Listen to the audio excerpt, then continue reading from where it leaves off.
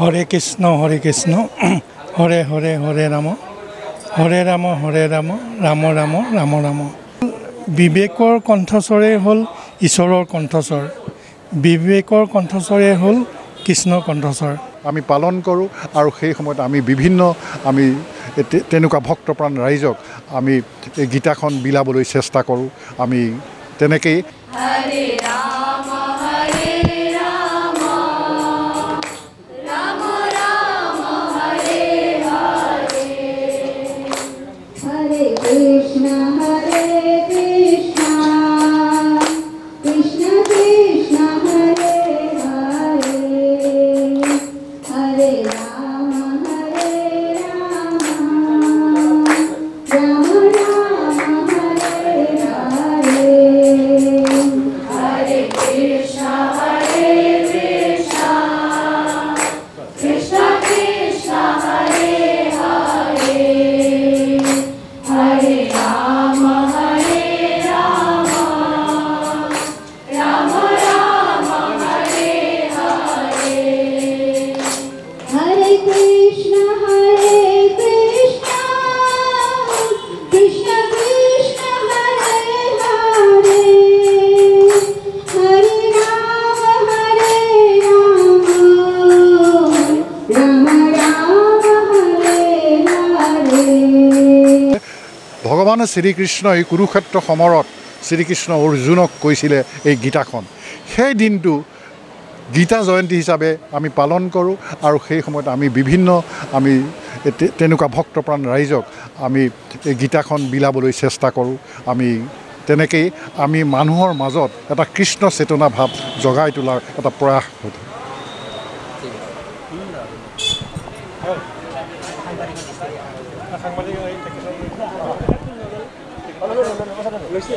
মই কুপন দি দিছোঁ। যাব বিচাৰিছিল সেইকাৰণে অলপ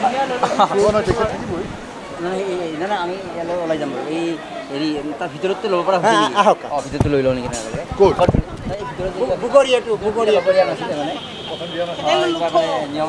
অফাৰিং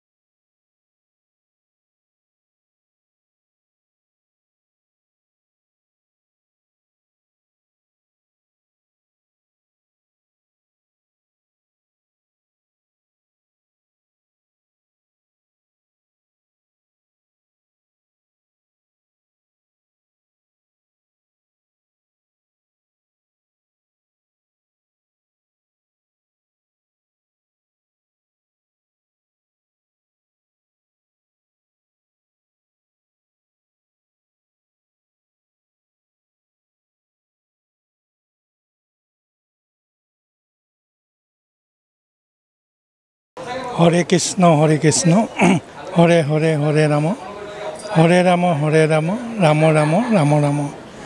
আচলতে কৃষ্ণ ভক্তিত আমি অটল, কৃষ্ণ অন্তৰত থাকে। আমি অন্তৰত বিচাৰিলেই আমি কৃষ্ণক পোৱা যায়। আৰু কথা হ'ল বিবেকৰ কণ্ঠস্বৰেই হ'ল ঈশ্বৰৰ কণ্ঠস্বৰ, বিবেকৰ কণ্ঠস্বৰেই হ'ল কৃষ্ণৰ কণ্ঠস্বৰ। গতিকে আমাৰ বিবেকে কি কয় বা অন্তৰে কি কয়, সেই আমাৰ অন্তৰাত্মাই যিখিনি কয় সেইখিনিয়ে আমি তাৰ দ্বাৰাই আমি ঈশ্বৰক পাব পাৰোঁ। আচলতে ঈশ্বৰক পাবলৈ হ'লে আমি কি হয়, আমি একান্ত মনে এটা শুদ্ধ চিত্তে আমি এটা স্থানত আমি তেওঁক বিচাৰোঁ। আৰু তেনেকুৱা এটা স্থানেই হ'ল আমাৰ এই ইস্কন। ইস্কনৰ ৰথযাত্ৰা আৰম্ভ হৈছে। আপোনালোকে জানে যে পুৰীত ইয়াৰ সৰ্বভাৰতীয় পৰ্যায়ত পুৰীত আমাৰ হৰে কৃষ্ণ ইস্কনে আমাৰ ৰথযাত্ৰা আৰম্ভ কৰে। সেই ৰথযাত্ৰা আৰম্ভ হৈ আমাৰ দেশৰ ভিন্ন প্ৰান্তৰ লগতে অসমত যি গুৱাহাটীতো আমাৰ ৰথযাত্ৰা হৈছে। আৰু ইতিমধ্যে আমাৰ ৰথযাত্ৰাই উভতনি যাত্ৰা কৰিব। আকৌ আমাৰ বিগ্ৰহ আমাৰ বলভদ্ৰ, বিষ্ণু আৰু সুভদ্ৰাক আকৌ আমাৰ লৈ যোৱা হ'ব ইস্কনলৈ। গতিকে আমি এইটো এটা বৰ শুভক্ষণ বা আমাৰ আধ্যাত্মিকতাৰে আমি তেওঁলোকক মানি আহিছোঁ। গতিকে তেওঁলোকে আমাক নিশ্চয় কৃষ্ণ দৰ্শনে আমাক ইস্কনে বহুত প্ৰজেক্টছ কৰি আছে। যেনেকৈ প্ৰথম হৈছে ফুড ফৰ লাইফ। ইস্কনৰ এনেকুৱা ছিষ্টেম আছে যে ইস্কনৰ মন্দিৰ য'ত আছে তাৰ 10 কিলোমিটাৰ বা 10 মাইলত ভিতৰত কোনেও ভোকা নাথাকে, চবে প্ৰসাদ পায়, এনেকৈ কোনো ভোকা নাথাকে। Food for life. তাৰপিছত ইউথ চেণ্টাৰ্ড ছ'চাইটি, যে ইউথ আমি যুৱ সমাজবিলাকক তেওঁলোকক আমি সঠিক চিধা পথলৈ মানে ঠিক পথলৈ আমি লৈ যাবলৈ এইটো কৰি আছোঁ।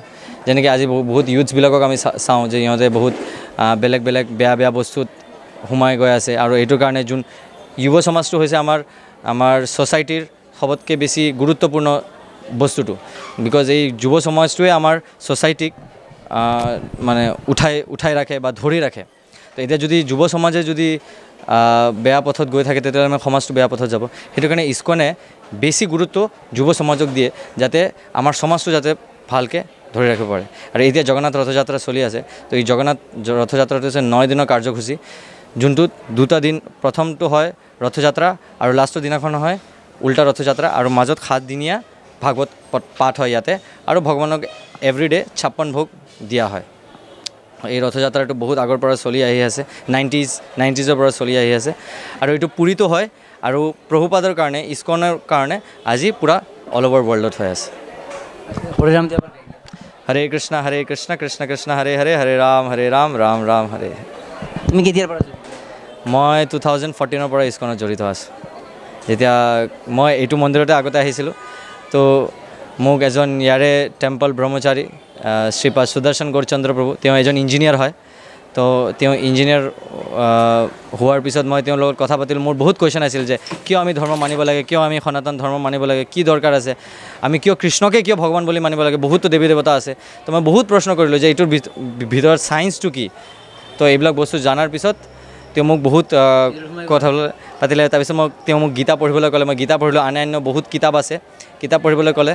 মই কিতাপ পঢ়িলোঁ। তাৰপিছত মই গম পালোঁ নাই এইটো ঠিক ৰাস্তা আছে।